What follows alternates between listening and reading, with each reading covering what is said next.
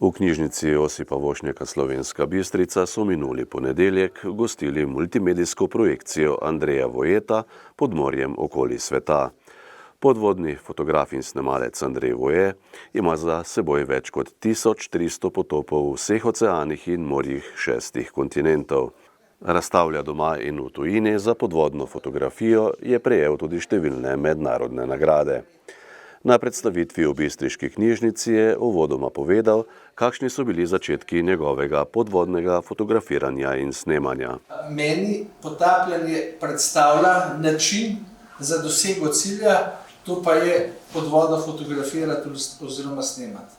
Pred davnimi 30 leti sem si jaz zaželel, pa se mi je zdelo, da je to zelo fajn, če bi jaz lahko pod vodo fotografiral, da pa lahko pod vodo fotografiram, moram pa ostati dalj časa, da imam časa. No in tako se je v bistvu ta pot začela. Jaz sem potem po pol leta naredil potapljaški izpit tukaj v Fesi in od tukaj naprej se je spet nadaljevala na zelo nenavaden način. Jaz sem se namreč 14 dni po izpitu, še zelo neizkušen, znašel že tukaj na Maldivih. Skratka, sredi Indijskega oceana. No, tukaj sem se pa zdaj že potapljal. Nabiral izkušnje, tudi fotografiral. No, sicer je pa mene pot največkrat zanesla tukaj na Rdeče morje.